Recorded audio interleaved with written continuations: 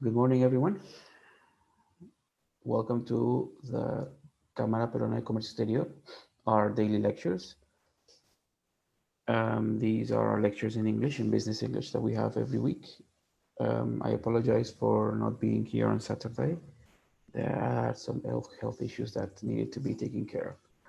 I hope everyone had a great weekend and everyone is staying safe and taking the necessary precautions whenever you go out, washing your hands, using alcohol, and when when you return to your home, taking care of your things and taking all the necessary precautions. Así ocurrió tanto.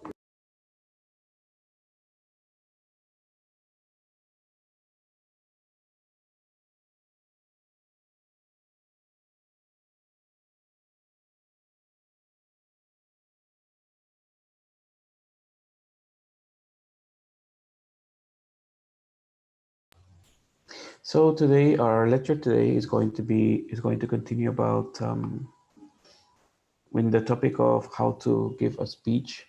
In this today, we're going to talk about the style, how to be polite, and how to soften our message, how to make it less not offensive but less direct, less give the same message without making it so strong.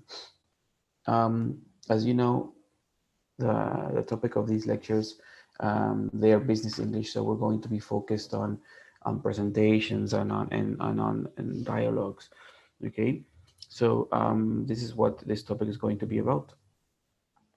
So just for those of you who don't know me, my name is Carlos Martinez. Okay, I'm an English instructor and speaking coach. I'm a former team leader at Pacifico University at its Centro de Idiomas, and currently I am an EFL teacher at Mater Purísima School, Miraflores. So let's begin. Let's begin with this lecture. Now, polite English, does it really matter? Okay, now is it really important? How relevant is it to be polite? How relevant is it to offer a polite speech to people who listen to your presentations? Do do you really need to learn polite English? Okay, and by polite English, I mean because it's not a different English; it's just basically the expressions that you use. Okay, it's just the expressions that you use. Now, do we need to learn this? Yes or no? Well, it depends. Okay, it depends on your audience. It depends on what you're expressing. It depends on many things. But here I'm stating some. Using formal polite English is a sign of respect. Of course, like I said, it definitely refers to who you're talking to. You should use more formal English when you're at work, at school, or meetings, or meeting new people. Okay, so this is another reason when to be more polite or use more polite English. Again, I want to emphasize that polite English is not a different kind of English. It's just the words that you use, the expressions that you use. Okay. This will help you to avoid offending anyone. Okay, so if you are polite, I mean, you definitely eliminate the chance of being impolite or offending anybody. You look more professional and caring. Informal English is in a formal settings often sounds rude or arrogant. Okay, yes, you got to be very careful with this. Sometimes when you use informal English in a formal situation, people think that you are being really arrogant, and two things: either they don't take you serious, or they immediately use set an image of being too proud and too arrogant. Okay. In contrast, polite English will make you seem more likable. It may lead to more success in school or at work. Yes, because you are being polite, definitely. There is no way in which there is no situation in where being polite will not give you will not play in your favor. It is also important to learn polite English if you're traveling to an English-speaking country. Yes, because again, this goes back to the beginning, where you avoid offending anybody. Okay, learning polite expressions in English will help you um, be courteous and communicate with people in other countries. whether or not they speak English as their first language, um, or if it's the language they use to communicate in business or tourism. If you speak politely, this will totally help you um, communicate and avoid any problematic situation. And again, just to finish, you don't want to offend anyone during your travels. Definitely, if you are in a foreign country where you need help, where you are going to need to talk to people all the time for different reasons, you definitely do not want to offend anybody. Okay, so these are some basic reasons why you might need to learn polite English. And again, when I refer to polite English, I refer to basically expressions, terminology, and words that you might use to sound more polite and more well, not formal, because this has nothing to do with formality. It has to do more with respect. Okay. So these are some basic reasons why it is important to learn to speak English politely. Let's continue. Now, how to be polite in English using some grammar tricks. Here are some ways that we can sound more polite using grammar or vocabulary. First, use questions instead of statements. Okay, I'm going to give you some examples, but instead of using sentences, we can use questions. Okay, instead of saying, for example, I want a coffee, you can say, can I have a coffee? Okay, so you're asking a question. Okay, instead of saying, give me a water, you could say, um, can I have, or could I have some water? Okay, so don't worry, miss, that's fine. Um, so we use questions instead of statements. Okay, that is one way of sounding more polite. Another way of sounding more polite is to use vague or unclear language. Okay, and I'm going to give you some examples in a bit. But to use vague or unclear language, that is another way of sounding polite. Add some explanation. Okay, always give some reason of why you're saying things. Next, use the passive voice or use common polite phrases. And finally, use modal verbs to soften requests and switch to the past tense. Okay, so these are some ways in which you can use English grammar to sound more polite. These are some ways of how you can use vocabulary to express your ideas in the same way and sound more polite. Well, I'm going to give you some examples for each of these 7 situations. Okay, where you can use the language to communicate more politely. Okay, a second here.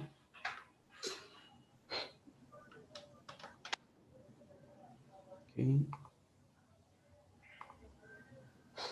first, use questions instead of statements.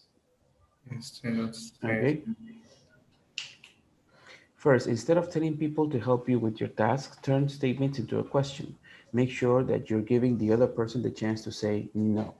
Using questions makes you sound nicer and more considerate. Making it a question will make the other person more willing to help. Okay, so this is very, very important. Like I said, for example, instead of finish the presentation, we can say, can you finish the presentation?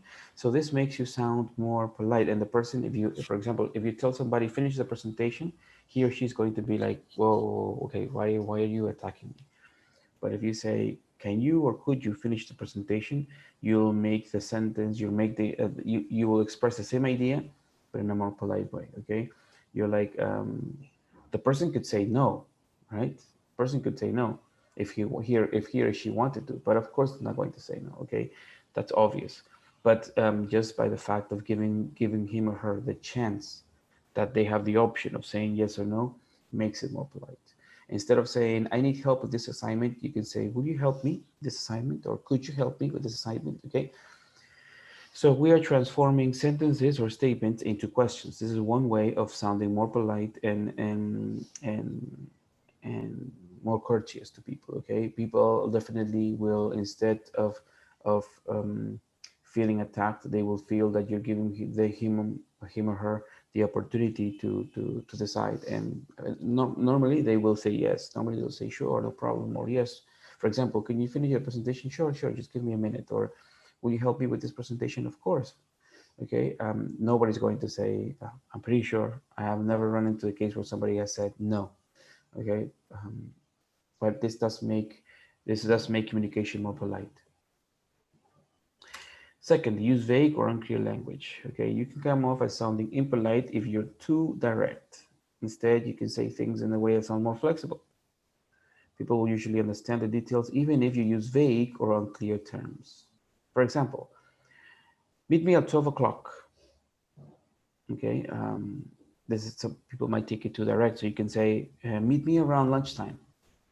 Okay, so now it's vague because you're not giving any specific time, but people will normally understand because, well, people normally have lunch around noon or 1 o'clock. Instead of saying it's cold, turn up the temperature, you can say it's kind of cold. Would you mind if I turn up the temperature just a little? Okay, so you're giving an unclear or vague or a general message. You're not being too specific. Okay, because maybe if you say it's cold, turn up the temperature. That happens to me a lot. For example, my son, he is normally cold and I am normally hot, and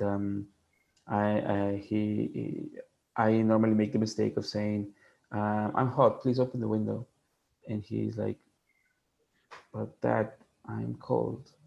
So I can sense him feeling like, "Why are you being so offensive? Why are you attacking me?" Okay, so if I would change my message and say, I'm kind of hot, could you open the window? He'll probably say, sure, Dad. Or maybe he'll explain that he's not, but he'll open it a little. So this makes the language more polite and not so offensive. Not offensive, so direct. Okay. Next, we add some explanation. When you're communicating, it's often a good idea to include explanation.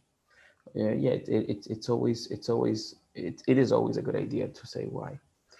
If you're asking someone to do something for you, people will feel better if they know a detail. You can use English words or phrases like so, therefore, that's why to add your explanation. Instead of saying finish this presentation by tomorrow, you can say the buyer is coming tomorrow, so I would like you to finish the presentation by then. Okay, so now you're not only telling your workmates or your employees that they need to finish something, because you just want them to finish. No, but you're telling them, hey, we need to finish this because there's a meeting tomorrow, or we need to finish this because something important is happening tomorrow. Okay, so we're giving an explanation why something is happening. Another example, instead of I didn't want to go to your party, we can say I didn't want to go to your party because I was really sick. Okay, so now you just went from very rude to, oh, I'm sorry, how are you feeling? Okay. Um, So when we give explanation for things, we normally, the people who are listening, they understand why we're saying the message, right? Um, people tend to be more understanding, more empathic, okay, when they know why you're saying something, okay. The first example is true. For example, if I tell my students, I need your homework done by tomorrow, they'll say, "Oh man, the teacher's a dictator." But if I say, "Please, students, we need to finish this by tomorrow because we need to continue on and we need to move on to the next topic," normally they will be they will be understanding and they will do the things they need to do. So it always, whenever you give explanations, the person who's listening will always be more willing to fulfill or to do what you ask him or her to do. Well, this is a classic one when using modal verbs. Modal verbs, I mean, the main definition of a modal verb is just words that make instructions more polite. Okay, if you have ever studied English or if you remember your modal verb classes, the main definition is words that we use to make our language more polite and not so rude. Okay, so most definitely using modal verbs. Using questions is more polite than using statements. Questions can be made even more polite with the use of modal verbs. So now we're taking the first one where we're changing statements into questions, And now we're making them more polite by including modal verbs. Modal verbs such as would, could, will, can, should, must, might, and shall. And shall and will are the same, but shall is most often used in questions. Are often used in formal speech. When in doubt, use a modal verb to make any questions or statements sound more polite. Okay, so if you don't know, or if you don't have any other words, if for example, for some reason your vocabulary, you went blank with your vocabulary, just use modal verbs and and you will turn out speaking politely. So instead of saying I want the stapler, you can say I would like the stapler. Okay, so I would like the stapler. You're definitely sounding more polite. Instead of saying let's get dinner, shall we get dinner? Okay, so again, you're sounding more polite. Okay, would you like to get some dinner? So we're not only using questions, but we're also using statements. Okay, instead of saying I want, I would like. Okay, instead of saying let's go to the movie, you say we could go to the movies. Okay, so we're using modals to sound more polite. Instead of saying let's see, we have to buy tickets for the movie. We can say we can buy tickets first. Okay, so we're using modals to sound more polite and to avoid being too direct and too offensive sometimes with what we say.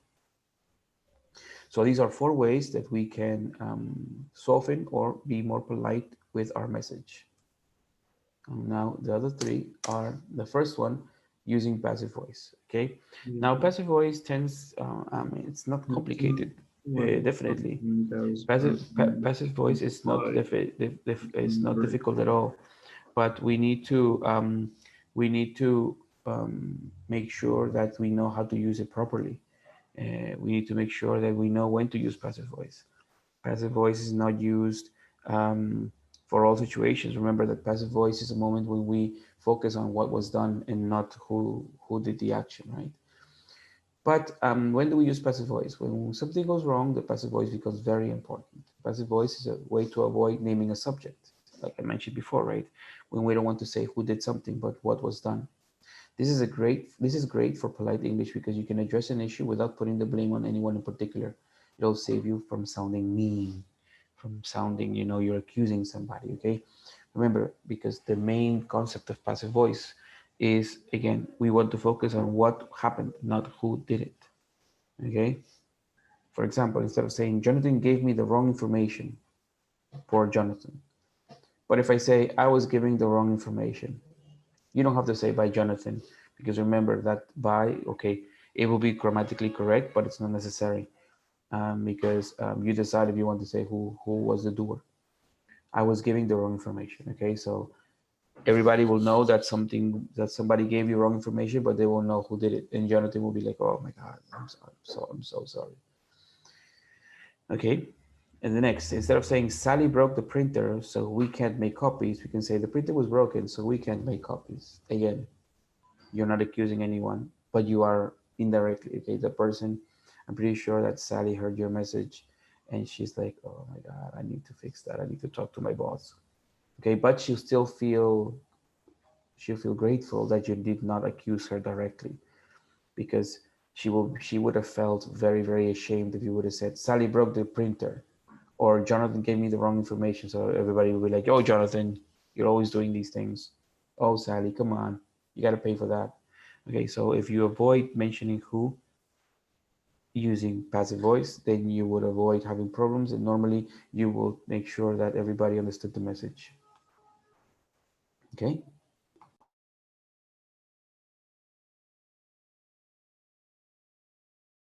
Okay, so so the next is, let me see. The next is switch to the past tense. Another way to make sure English, your English is more polite is switch to the past tense. Okay, when you're using the verb want or need, it's more polite to use past tense than present tense. Okay, this is a very common trick in English.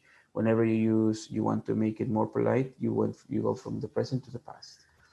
Okay, so instead of saying, "Do you want coffee?" You can say, did you want more coffee? Instead of saying, do you need anything else? You can say, did you need anything else? Okay, so this way we are transforming our message into a more polite manner just by switching from present to the past. Okay, just by switching to present to past, we can make sure that we are expressing the same idea but in a more polite way. Okay, so notice again: do you want coffee? Did you want any coffee? Do you need anything? Did you need anything? Okay, just by changing from present to past, we are being more formal, we're being more polite. Okay, very good. The next one. The next way of making our messages more polite are by using common polite phrases. I mean, this is the last and the most obvious one.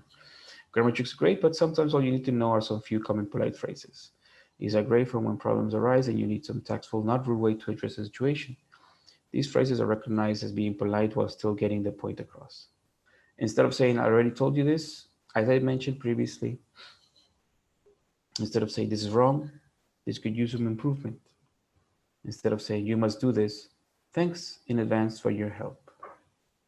Okay? So these are just common expressions, um, common polite expressions. We are using vocabulary, purely vocabulary, to express um, in a polite way our ideas. Okay, we're just changing the whole message. We're not changing grammar. We're not changing present to past. We're not changing passive voice. We're not using modal verbs. We're not changing sentences to questions. No, we're just using expressions that normally express politeness. Okay, we're using expressions that normally express politeness. Um, so this way, we are in these 7 ways we can express, we can be polite and we can soften our message and the way people listen, the way people understand what we're saying. Okay, now let's continue. Politeness in speech. For example, here's a dialogue. Okay, I want you to look at this dialogue. Good morning, how can I help you? Oh, good morning. I was wondering if I could have a quick word with your finance director. Do you have an appointment? Actually, I don't. I see, that's not going to be easy. Mr. Rodriguez is a very busy man. Of course, I understand that. I just wanted to speak to him for a couple of minutes, that's all. Could you tell me what it is about? Yes, there seems to be a mistake on an invoice you sent to my company. I thought it might help if I spoke to someone in person about it. I would really, I would be really helpful. May I see the invoice? Yes, here it is. Why don't you phone Mr. Rodriguez about this? As far as I know, he's in a meeting until 10:30, and you would have to wait. Yes, I could call him, but if there was a chance to speak to him at 10:30, I'd prefer that. Okay, so let's look at this dialogue. The words in bold help make the language more polite and diplomatic. Okay, you notice the words I was wondering, actually, no, that's not going to be easy. I just wanted to speak. Could you tell me what it is about? That there seems to be, might, would, why don't, as far as I know, could, and was. Okay, so these are things that I mentioned before, right? We're using past, we're using modal verbs. There are 2 arguments in the subject. So-called polite language just sounds false. Okay, why don't you just speak directly? If you're indirect, then people won't know what you mean. People value politeness, and it is worth adding a few extra words to improve your self-image. It allows the other person to save face. It gives them an easier way to say no or to suggest an alternative. Okay, um, you need to we're being honest using vocabulary. We're being okay. We're telling him no, but in a different way. Okay, so we're not lying. We're not sounding extremely polite. So we're being honest, basically. Okay, we're letting people know that that Mr. Rodriguez is not in. I mean, I hope he can help you later, but I'm not sure. Okay, so notice how the use of words make some transform totally the meaning of our message. When should we be polite? When you need to ask for a big favor, we don't know the other person very well. There's a formal context of the meeting. You want to show respect, and the other person is from a culture where formality and politeness are valued and expected. Okay, so again, we mentioned this at the beginning, but when do we need to be polite? When you need to ask for a big favor, you know the other person very well, there's a formal context, you want to show respect, and the other people's culture, like for example, we mentioned a while back, normally Asian cultures, formality and politeness are valued and expected. I mean, expected, that means that if you don't, they will be offended. Now, here we have two emails. Let's look at this email. We regret to inform you that the software pack you required is not in stock. We are selling more of this item. We are selling more of this item than we expected, and our suppliers are unable to meet the demand. We are hoping to receive more of these packs in the future, and we will contact you as soon as possible as they arrive. We apologize again for the inconvenience this has caused.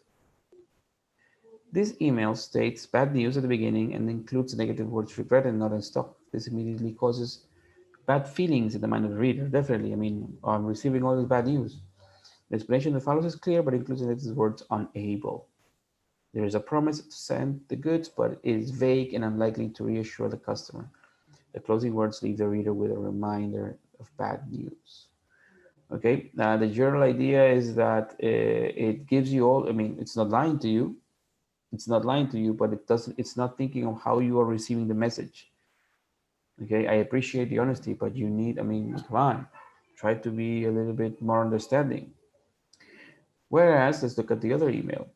Thank you for ordering the new software pack. We are sure that it will make a big difference to the productivity of your business. Many other companies have seen the advantage of using this software, and we have had a very high number of orders. New stock is expected within the next few days, and you can be sure that we will ship it to you as soon as it arrives. If we can be of further help, please contact us, quoting the reference above. Okay, so notice how the same message is delivered in a different way, and how, of course, if I read this, I'm like, oh my God, but thank you for letting me know. Okay, so in the first one, I'm just crying. Oh no, okay. Everything is bad news after bad news. Whereas in the second one, they're giving me the bad news, but they are giving it to me in a different way, in a more polite way. Okay, they're stating the reasons why. They're giving me salute that they're being understanding. Version two begins with a positive first sentence and reinforces the idea that the purchase decision was a good one. The explanation of why the shipping has delayed uses no negative words. The message continues to be positive and reassuring. The closing words over the reader a way to make follow-up action. This style is more modern. It is more informal, more friendly, and is written from the reader's point of view. So the person who's writing is thinking about who is reading. Okay, if I read this, how would I feel? So he's thinking like he's sending the email to himself. Okay, so he is giving me the same message. Notice again, the same message, but different. I mean, everything is negative. We regret. There is no stock. Unable. Okay.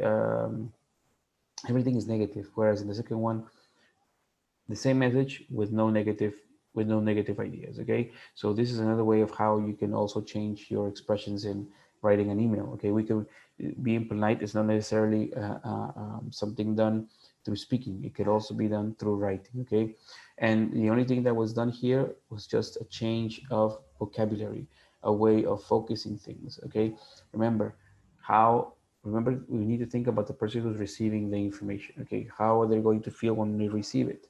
We need to think that we need to imagine that we are the receivers. Okay, very good.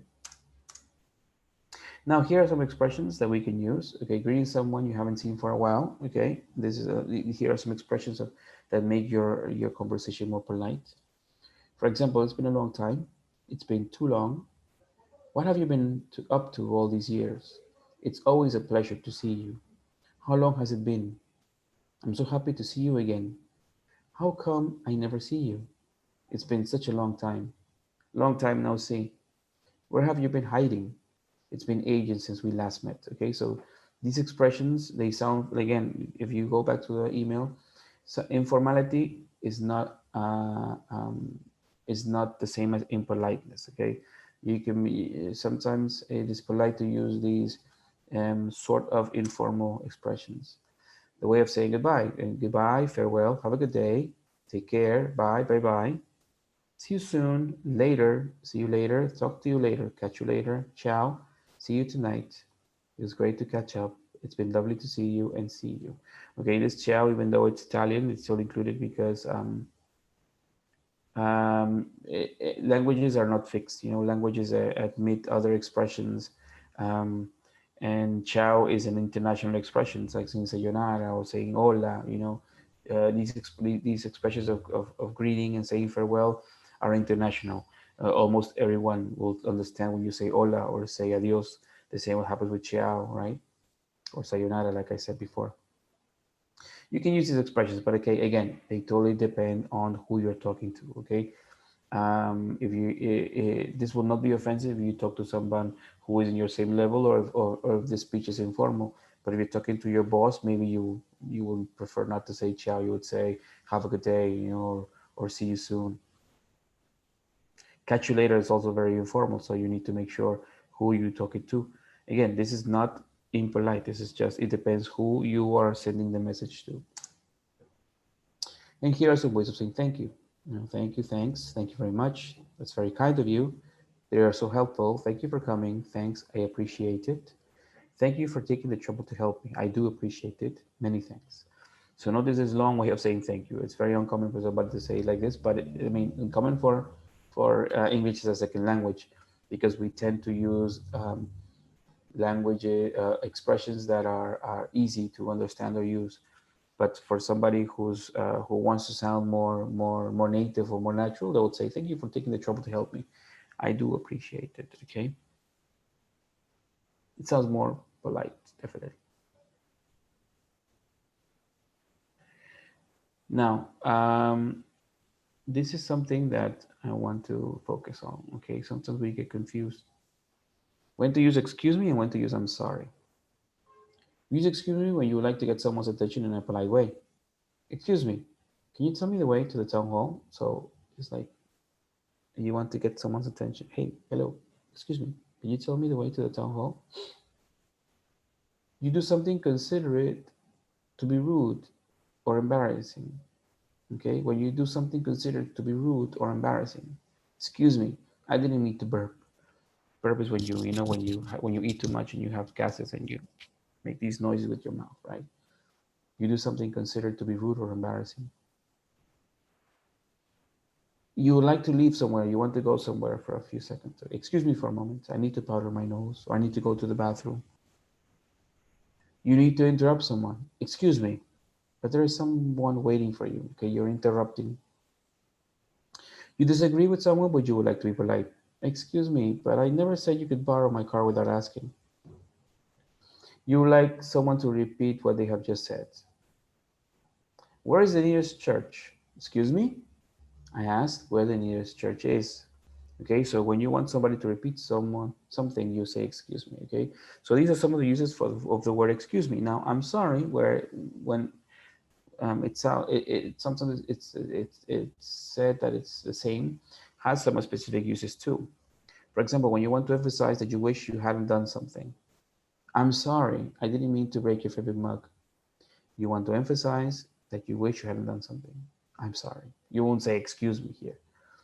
You apologize for doing something rude or embarrassing. "Sorry, I should have let you know. I should have let you know I wasn't coming." Again, for apologies. You want to hurt someone in a polite way. "Sorry to interrupt, but where is Mr. Clark's office?" When you disagree. "I'm sorry, but I don't think that's a good idea." And when you ask for repetition. "I'm sorry, what was the name of the person you were looking for?" Okay, so notice how in some ways we can use it for the same purpose, but in a different position or structure. Okay, instead, for example, when you ask for repetition, if somebody says something, "My name is Juan," "Excuse me?" "Oh, I said my name is Juan." Okay. The second one is, "I'm sorry, what did you say?"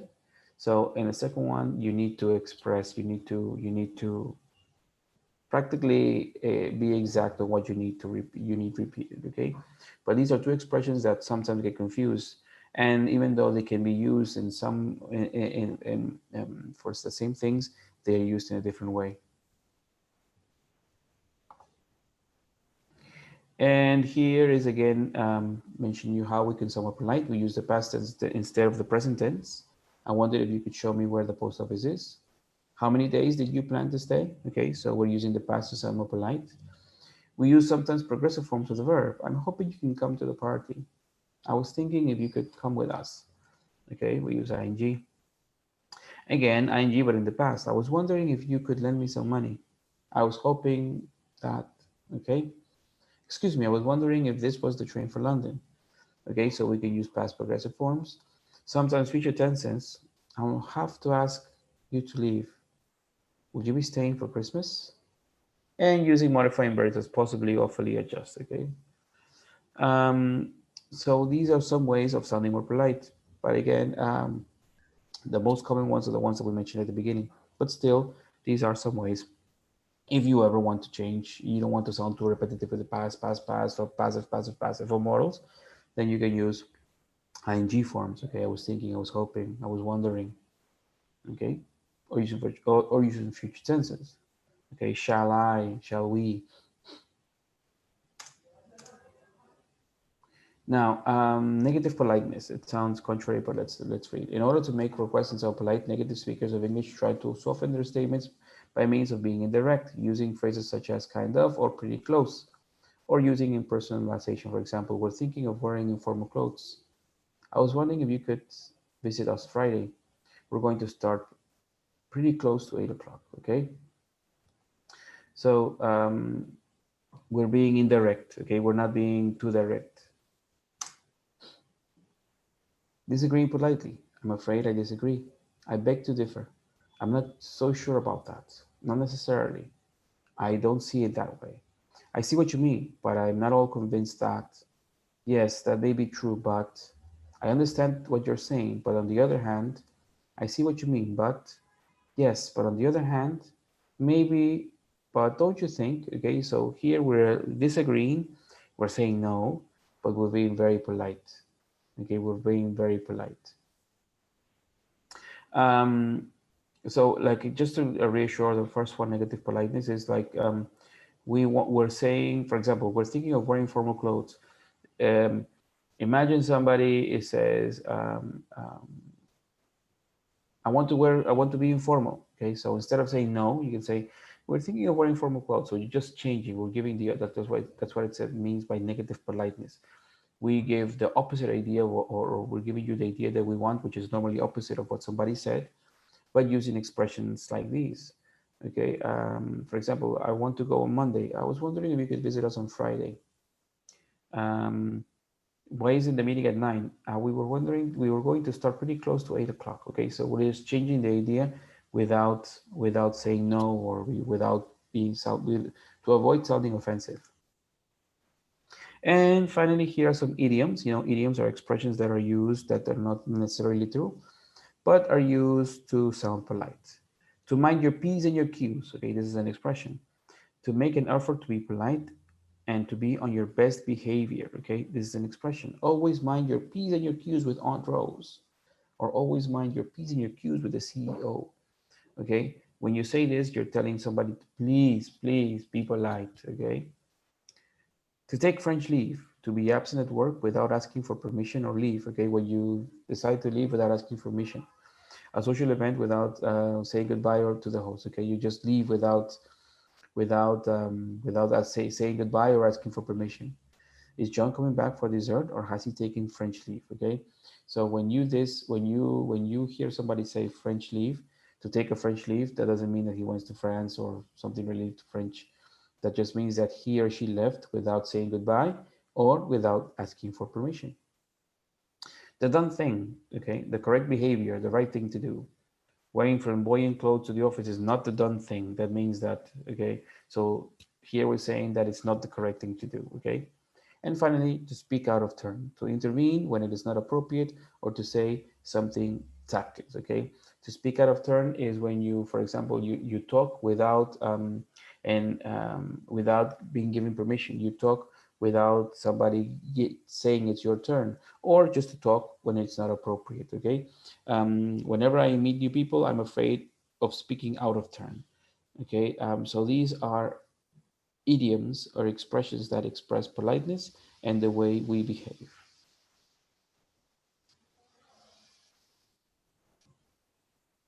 Okay, So the topic for Wednesday is going to be developing an argument, linking words one. Okay, it's going to be one and two. So if you have any questions, like I said before, here are some templates that you can use. Okay, normally if you download this material, you have templates of expressions, for example, disagreeing politely, the idioms that we use to express politeness. We also have here ways of manners of sounding more polite, using the past tense, using passive voice, using modal verbs, using questions instead of statements. Okay, and so on. Remember that politeness totally depends on who you're talking to. Politeness depends on what you want to say. Politeness can also be done in a written way. It's not always speaking. You can also be polite or impolite while sending emails. Okay, so you always have to think of who is going to receive the message and what is the message that you want to deliver. Um, so in case there's any question, I'm open to listening to any suggestions. Remember that I always follow your questions in Facebook and also in Zoom. So if you have any questions that I can ask, that I can answer, I mean, I'll be glad to answer them.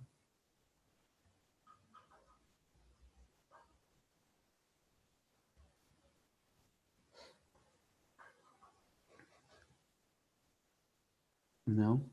Remember also just to review. Here's a question here.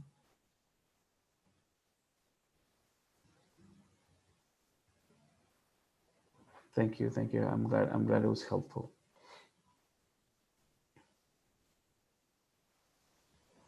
Okay, so just to review something before we go.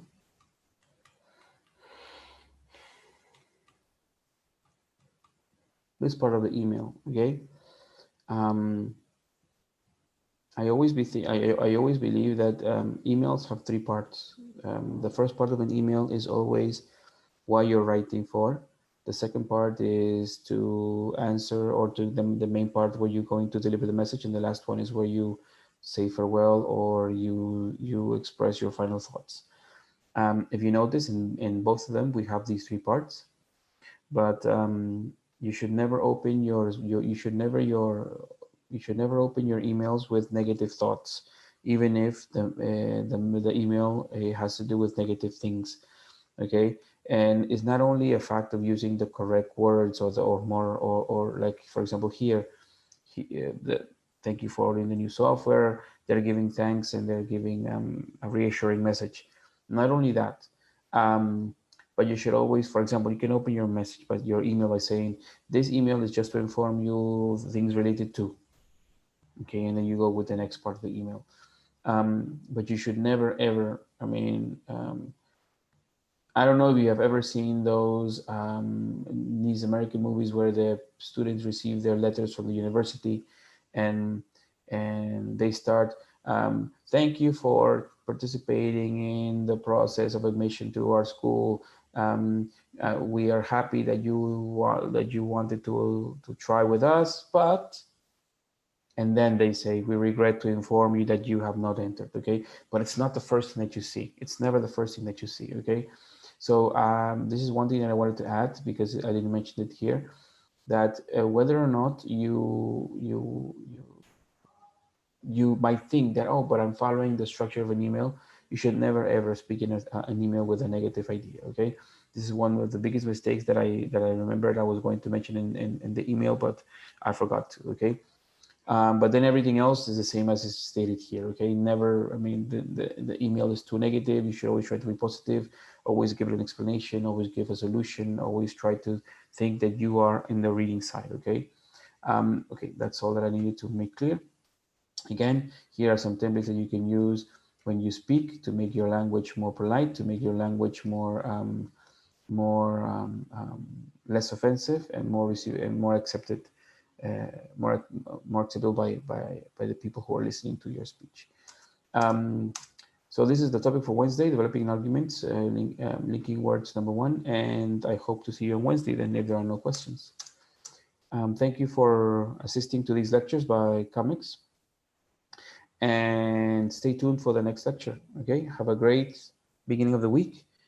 This is the last day of November. We're beginning December, and Yesterday was the first day of preparation for Christmas.